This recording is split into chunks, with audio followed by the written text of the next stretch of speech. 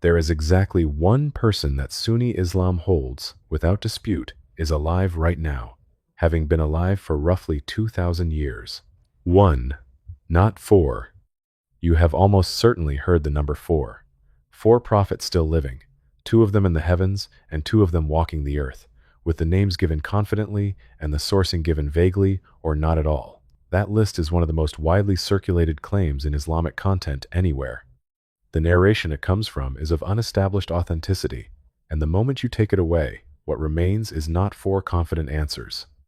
It is one certainty and one enormous argument that has run for over 1,000 years between scholars whose names are on the spines of the books everyone else quotes. That argument is the video. Because the interesting thing is not who is alive. It is that the scholarly tradition never settled it, and that both sides of it spent centuries claiming they were the majority. Start with the certainty, because it is genuinely certain, and it is Quranic. Chapter 4, An-Nisa, verses 157 and 158. And for their saying, "Indeed we have killed the Messiah, Isa son of Maryam, the messenger of God. And they did not kill him, nor did they crucify him, but it was made to appear so to them." And indeed, those who differ over it are in doubt about it. They have no knowledge of it except the following of assumption, and they did not kill him, for certain. Rather, God raised him to himself, and God is exalted in might and wise. Look at how that passage is constructed, because the Quran is being unusually emphatic. The denial appears twice. They did not kill him is stated, and then the passage says other people are in doubt and are following assumption, and then it returns and says it again. They did not kill him, for certain.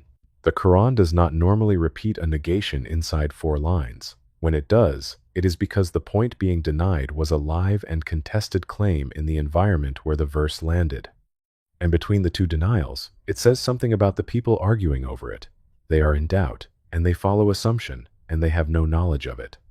That is a comment on the state of the evidence available to everyone who was disputing the matter at the time, which is a striking thing for a text to say about a subject it is in the middle of settling.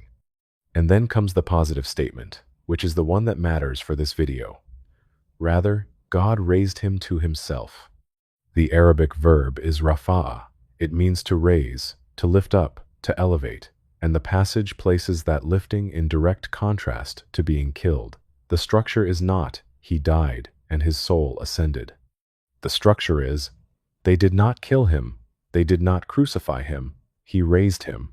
That is the Quranic basis. And on that basis, the Sunni position is that Isa, peace be upon him, was not killed and is alive. Now the second half, and this is where it stops being an isolated verse and becomes a doctrine with a great deal of authentic material behind it. The return of Isa is established in Sahih al-Bukhari and in Sahih Muslim in multiple narrations through multiple companions. This is not marginal material. It sits in the core collections in the chapters on the signs of the hour. The Prophet, peace be upon him, described him descending, and the descriptions are strikingly concrete. He described him breaking the cross and killing the swine, meaning that the disputes over his nature and death would be resolved by his own arrival.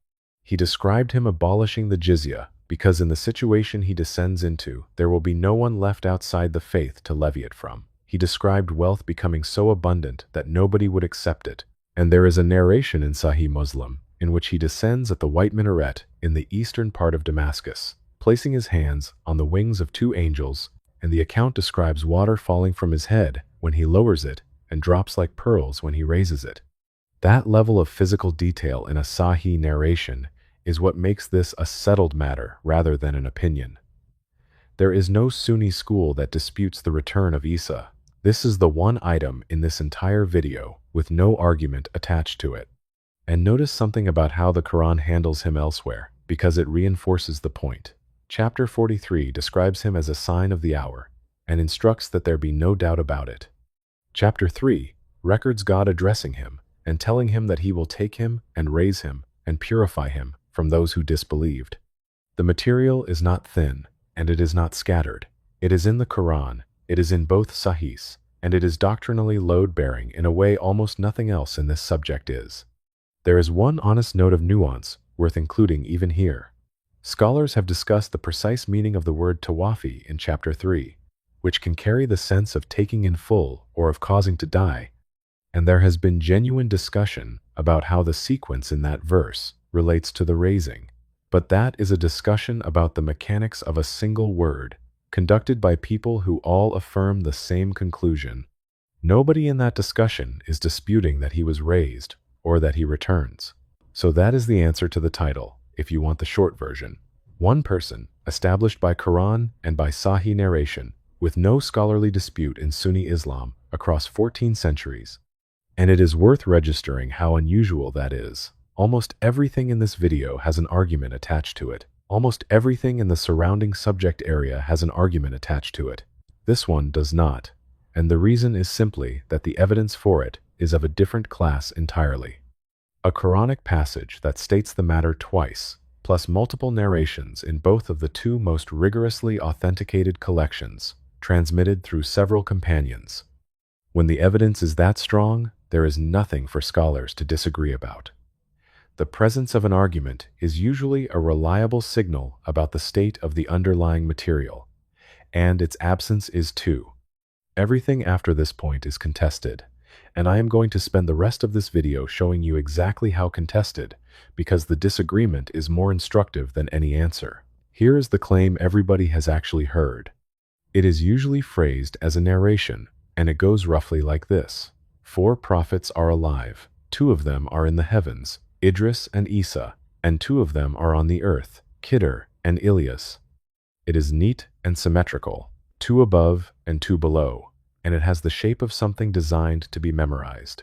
It circulates precisely because that shape makes it easy to repeat. And notice how it distributes the names, 2 in the heavens, 2 on the earth. Idris paired with Isa above, Khidr paired with Ilyas below, every slot filled, nothing left over. Real evidence does not usually arrive pre-sorted like that. The authenticity of that narration is not established. It is not in Sahih al-Bukhari. It is not in Sahih Muslim. It does not appear in the rigorous collections as a sound prophetic narration, and hadith specialists examining it have not been able to establish a chain that holds. Which means the tidy count of 4 is not the starting point for this discussion. It is a summary that somebody produced, and it has been doing the work that actual evidence should be doing. That distinction matters more than it might sound. If the 4-name list were established, then every one of these figures would be settled, and there would be nothing to discuss. Because it is not, each name has to stand on its own material, and the material for each one is wildly different in quality. One of them has a Quranic passage, and both Sahihs behind it. One of them has a 1,000-year scholarly deadlock. One has a single ambiguous verse, and one has almost nothing at all. Presenting them as a list of 4 flattens all of that into a single, confident claim, which is exactly what a list is designed to do. Take it away, and here is what you are left with. Isa, established. Everything else, an argument. And the argument about the second name on that list is one of the longest-running scholarly disputes in Islamic history. Khidr is the figure from Surah Al-Kahf. The Quran does not name him. It calls him a servant from among our servants, to whom we had given mercy from us and taught knowledge from us. The name comes from the hadith literature, where the Prophet, peace be upon him, explained it, and it relates to greenness. A narration in Sahih al-Bukhari mentions that he was called Khidr because he sat on white ground and it turned green beneath him. He is the one Musa followed, the damaged ship, the boy, the wall. That story is Quranic and undisputed. Even his basic identity is contested, which is a useful indication of how thin the ground is. Scholars differed over his personal name, with several proposals transmitted. They differed over his lineage, and they differed over whether he was a prophet at all or a righteous servant given knowledge, which is a genuine and unresolved question, since the Quran calls him a servant rather than a messenger. If the tradition never settled what he was called or what he was, the odds of it settling whether he is currently breathing were never good. What happened to him afterward is not settled either. Here is the case that he is alive, and it is a serious case made by serious people. I am going to give it at full strength, because a version of this argument that presents one side weakly is not worth watching. Ibn Salah, one of the most important figures in the science of hadith, the man who wrote the foundational manual on the subject, stated plainly that Khidr is alive according to the majority of scholars, and that the righteous and the general body of people are with them in that. Al-Nawawi, in his commentary on Sahih Muslim, said the same thing and went further. He wrote that the majority of scholars hold that he is alive and present, and that the reports of people encountering him, sitting with him, taking knowledge from him, asking him questions and receiving answers, are more than can be counted and too well known to be concealed. That is not a fringe claim. Ibn Salah and Al-Nawawi are two of the most cited scholars in Sunni Islam. If you have read a hadith textbook or a commentary on Muslim, you have read them. And the sheer volume of transmitted encounter reports is genuinely part of their argument. Over the centuries, an enormous number of accounts accumulated from pious individuals who reported meeting him. The argument being made is not that any single one of those accounts is decisive. It is that the accumulation is difficult to dismiss entirely, and that a claim held by the righteous of every generation across every region carries a weight of its own. Al-Nawawi also listed scholars who held the position, and the list is not short. Ibn Salah is on it. Al-Iraqi appears in the transmitted lists, alongside a range of jurists across the schools. So the case is not sentiment. It is a combination of an asserted majority position, an accumulation of reports, and the endorsement of scholars whose judgment is trusted everywhere else. Now, the other side, and it is at least as heavy. Al-Bukhari, the man who compiled the most rigorously authenticated collection in Sunni Islam, was asked directly about whether Khidr and Ilyas are alive. His answer is preserved, and it is a single sentence in the form of a question. He said, "How could that be, when the Prophet, peace be upon him, said that no one on the face of the earth today will remain after 100 years? That narration he is quoting is not disputed. It is in his own collection and in Sahih Muslim, transmitted from Abdullah ibn Umar, may Allah be pleased with them both. The Prophet, peace be upon him, prayed the night prayer toward the end of his life, and afterward he stood and said that at the head of 100 years from that night, nobody currently on the face of the earth would still be here." Sit with what Al-Bukhari is doing in that sentence, because it is a whole methodology in one line. He is not producing a counter-narration. He is not weighing anecdotes. He is taking an established text and asking how the claim survives it, and he is doing it in the form of a question rather than a ruling, which is its own kind of comment. So the rejectors have a Sahih Hadith, and the acceptors have a body of transmitted encounter reports. That asymmetry is the entire argument in one line. And Al-Bukhari is not alone on that side. Ibrahim al-Harbi held that Khidr had died. So did Ibn al-Munadi, who considered the opposing view objectionable and said there is no sound narration establishing that he is alive. So did al-Hasan al-Basri, from the earliest generations. So did Ibn al-Jawzi, who went through the encounter reports systematically and judged them fabricated, examining the chains one by one, and who concluded that the sound narrations completely invalidate the claim that Khidr is living. That is worth pausing on, because it is the direct collision point. Al-Nawawi says the encounter reports are too numerous to count. Ibn al-Jawzi went and counted them, and rejected them. Same body of material, opposite verdicts, and the difference is entirely about whether accumulation of weak reports can substitute for authentication. That is a methodological disagreement rather than a factual one, which is why it never resolved and why it could not have. Notice the range of that list, because it matters for how you weigh it. Al-Hasan al-Basri belongs to the generation immediately after the companions. Al-Bukhari is 3rd century. Ibn al-Jawzi is 6th. Ibn Taymiyyah is 7th and 8th. This is not one school or one era objecting. It is a position that kept being reached independently across 6 centuries by people working from the texts.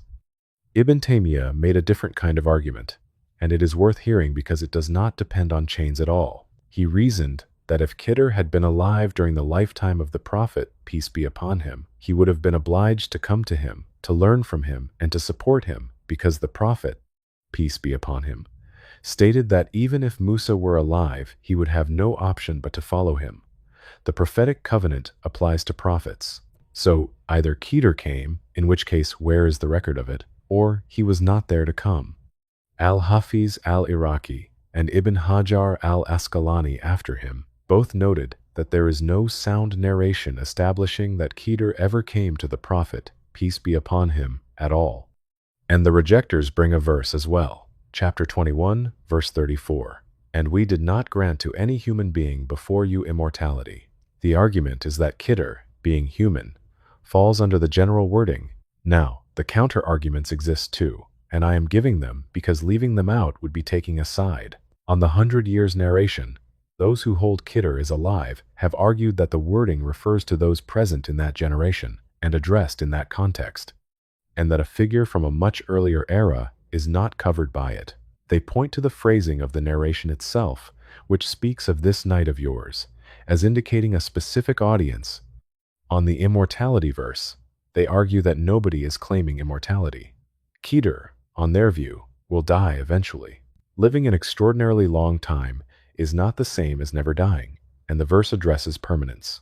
And on Ibn Taymiyyah's covenant argument, the response offered is that an obligation to follow does not necessarily entail a public appearance that would have been recorded, which is a weaker answer than the other two and is generally acknowledged as such even by those making it. So both sides have textual arguments, and both sides have answers to the other's textual arguments, and this has been going back and forth since roughly the 3rd century of Islam. And I want to be careful about one name in particular, because it gets misreported constantly in both directions. Ibn Kathir, in his history, records the position that the majority hold Khidr to be living, and transmits the reports. In the same work, he also transmits Ibn al-Jawzi's judgment that the sound narrations invalidate the claim. People on both sides of this argument cite Ibn Kathir as being on their side, and the reason they can is that he recorded both. That is what a careful historian does. It is not what a partisan does, and it is not what most of the videos on this subject do. Quick word before we continue. If this is landing for you, take a second to subscribe and hit that like button.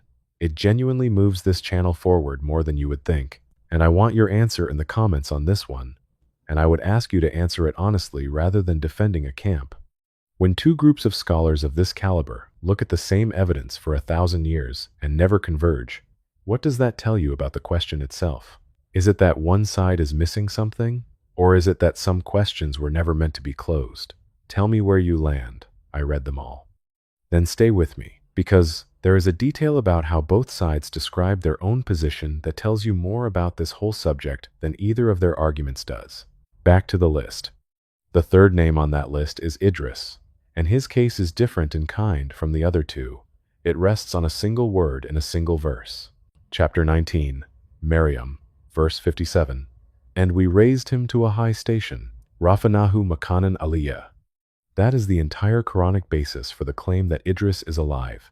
There is no supporting verse, no second passage, and no Sahih narration stating it directly. Everything depends on what raised means in that one sentence. The same root appears in the passage about Isa. God raised him to himself. So the argument runs that if raising means one thing there, it may mean the same thing here. But the word does not only mean physical elevation, and it does not only mean that in the Quran, elevation of rank is one of its most common senses in Arabic. When a person's standing is raised, or their reputation, or their honor, the same root does the work. Chapter 94 uses it for the raising of the Prophet's remembrance, peace be upon him, which is plainly not a matter of altitude. And there is a second problem, which is what the verse actually says. It says he was raised to a high station, Makanan Aliyah. It does not say he was raised alive, and it does not say he is there now. A person raised in rank after death would satisfy the wording perfectly. There is a third consideration as well. Idris is one of the least described figures in the Quran. He is named twice in the entire book, once in chapter 19 and once in chapter 21, and the total material about him amounts to a handful of words describing him as truthful, a prophet, and patient. To build a claim about a person's continued physical existence for thousands of years on one verb inside that much material is a considerable amount of weight on a very small foundation. So the verse is genuinely ambiguous, and the commentators split on it, and they split without any of them being able to point at something decisive. Some read it as physical elevation to one of the heavens. Some read it as elevation of station and honor. The Miraj narration in Sahih al-Bukhari places Idris at the fourth heaven, which the first group treats as support, and the second group notes that meeting a prophet in the heavens during that ascent does not distinguish him from Adam, Yusuf, Musa, or Ibrahim, all of whom were met the same way and none of whom anyone claims are alive in the sense being discussed. That is a genuinely strong counter-argument, and it is worth stating plainly because it is the sharpest point in this section. If being encountered in the heavens on the night of the ascent proves ongoing physical life, then it proves it for everyone the prophet, peace be upon him, met that night. Nobody argues that, which means the encounter cannot be doing the work it is being asked to do. And the fourth name has the least material of all. Ilyas appears in the Quran, in chapter 37 and chapter 6, as a prophet sent to his people who called them away from worshipping Baal.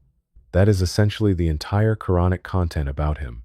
There is no verse describing his raising, no verse describing his end, and no Sahih narration establishing that he remains alive. Al-Bukhari's response covered him too. The question he was asked was about Khidr and Ilyas together, and his answer covered both with the same objection. There is transmitted material pairing the two of them, including reports of them meeting annually, and that material is of the same quality as the encounter reports generally, which is to say unauthenticated. There is also a persistent confusion in some sources between Ilyas and Khidr as names for the same figure, which is its own indication of how loosely this material was held. When two names in a list are sometimes reported as the same person, the list is not doing rigorous work. So the four names, examined individually, come apart into four completely different situations. There is one with a Quranic passage, and both Sahihs behind it, one with a 1,000-year scholarly deadlock, one resting on an ambiguous verb, and one with essentially nothing at all. Four names, four entirely different evidentiary situations, presented as a single sentence with a number at the front. That is what a list does to a subject. It makes four things look like one thing. Before we get to the payoff, there is one more thing worth saying about the encounter reports, because it is the honest reason this claim spread as widely as it did. A story about meeting Khidr is unfalsifiable in both directions. Nobody can prove it happened, and nobody can prove it did not. And it carries an enormous amount of weight for the person telling it, because being selected for such an encounter says something about them. That is not an accusation against anyone in particular. Most of the people who transmitted these accounts were sincere, and many were genuinely pious. But a claim that cannot be checked, and that elevates the person making it, will accumulate over centuries no matter what the underlying reality is. The accumulation itself is exactly what you would expect either way, which is why Ibn al-Jawzi treated the volume of reports as uninformative rather than as evidence. That is the strongest version of the skeptical case, and it deserves to be stated properly rather than reduced to a dismissal. Now, the detail I promised you, and it is the most revealing thing in this entire subject. Both sides of this argument claim to be the majority position. Ibn Salah said, Khidr is alive, according to the majority of scholars. Al-Nawawi said the majority hold that he is alive and present. That is stated flatly, as a matter of record. And Al-Qurtubi, in his own commentary, wrote that the majority of people hold that Khidr died. Those are two of the most respected names in the tradition, describing the same scholarly landscape, and arriving at opposite conclusions about which way it leaned. Now, think about what that actually tells you. It is not that one of them was being dishonest. Both were reporting what they saw, and what they saw depended on which body of scholarship they were closest to. Al-Nawawi is describing a landscape that includes the jurists, the ascetics, and the general body of the pious, among whom the reports of encounters circulated constantly. The scholars Al-Qurtubi is counting, and the ones Al-Bukhari and Ibn al-Jawzi represent, are the hadith specialists, whose entire discipline is built on refusing to accept a claim without a chain. Two populations, two answers, both honestly reported. And that phenomenon should make you cautious the next time you hear that the majority of scholars hold something. It is one of the most common moves in religious argument, and it sounds like a fact. What this case demonstrates is that it is frequently a description of a room rather than a description of a field, and that two people standing in different rooms can both say it truthfully. The claim of majority did a great deal of work in spreading this position, and it was never a count. Nobody was counting. It was an impression, reported honestly, from inside a particular circle of scholarship, and that is the actual finding of this video. The disagreement about Keter is not really a disagreement about Keter. It is a disagreement about what counts as evidence, which explains something that otherwise looks strange, which is why the argument sorted itself the way it did. Notice who is on which side. The hadith specialists cluster heavily on one side of this. Al-Bukhari, Ibn al-Munadi, Ibn al-Jawzi, Ibrahim al-Harbi. These are people whose life's work was chain criticism, and they reached the answer that chain criticism produces. And the other side is not weaker in learning. It is weighted differently toward jurists and toward those closest to the devotional life of the community where the encounter reports lived. Neither group was being careless. They were applying the standards of their own discipline to a question that sat between disciplines. If you accept that a very large number of independent pious testimonies can establish something even when no individual testimony can be authenticated, you land in one place. If you hold that a claim without an authenticated chain is not established regardless of how many people repeat it, you land in the other. Everything else follows from that single methodological commitment, which is why 1,000 years of argument did not close it. The two sides were never really examining the same question, and no amount of further evidence would have helped, because the disagreement was never about the quantity of evidence. It was about what the word evidence means. So where does that leave you practically? It leaves you with something more useful than an answer, which is a clear view of a question's actual shape. Nothing in Islam depends on this. That is worth stating plainly, because the intensity of the argument can make it feel otherwise. No obligation changes based on whether Keter is alive. No prayer, no fast, no ruling, no article of belief. A person can hold either position or neither, and their faith is untouched. This is what scholars call a matter where difference is tolerated, and the category exists precisely for questions like this one. There are things the tradition treats as binding, and there are things it treats as genuinely open, and confusing the two is where a great deal of unnecessary hostility comes from. Anyone telling you that a person's Islam is affected by their position on this is telling you something the scholars on both sides did not say. Al-Bukhari did not excommunicate anyone over it. Neither did Al-Nawawi. The one item on the list that does carry doctrinal weight is the one that is not disputed. The return of Isa is a matter of belief in Sunni Islam, and it is established by the Quran and both Sahihs, and nobody is arguing about it. So the shape of this subject is almost the inverse of how it gets presented. The part that matters is settled, and the parts that are contested do not carry any consequence. That inversion is worth noticing as a general pattern, because it recurs. The material that generates the most heat online is usually the material with the least riding on it, and the reason is not mysterious. Settled things do not make arguments, and arguments make attention. The doctrine sits quietly in both Sahihs, agreed on by everyone, and gets a fraction of the coverage. And notice how the tradition behaved throughout. Al-Bukhari did not suppress the opposing view. Al-Nawawi did not hide the hadith that counted against him. Ibn Kathir wrote down both cases in the same book. Ibn al-Jawzi examined the reports one by one, rather than dismissing them by category. Nobody in this story rushed. That is 1,000 years of people disagreeing without resolving, and preserving the disagreement carefully enough that we can still read both sides in full, in their own words, with their reasoning attached. Think about what had to happen for that to be possible. Scholars who thought the opposing view was wrong copied it accurately anyway. Students transmitted arguments their own teachers rejected. Nobody with the power to erase a position from the record used it. The argument itself is not the impressive part, the preservation is. And the last thing worth saying is the thing this channel keeps arriving at, because the Quran keeps arriving at it. The question of who is alive is, underneath everything, a question about time running out. It is interesting to people, because being alive for 2,000 years sounds like an escape from the one deadline nobody negotiates. The Quran addresses that deadline directly, and what it says is not about duration. Chapter 39, verse 53, say, O my servants, who have transgressed against themselves, do not despair of the mercy of God. Indeed, God forgives all sins. Indeed, He is the forgiving, the merciful. Notice that there is nothing to grade there. No competing chains, no camps, no scholar claiming a majority against another scholar claiming the same majority. It is one of the clearest verses in the book, and nobody has ever needed a specialist to sort it out. The things that were disputed for 1,000 years were disputed because they were peripheral enough to be disputable. The thing that was needed was made plain enough that it never was. And there is a final observation in that, which is the honest reason a video like this is worth 30 minutes. Every figure in this episode was, at some point, an ordinary person waiting on the same thing. The man who followed Musa did not know how his own story would be reported. Ilyas called his people away from Baal without knowing whether the call would land.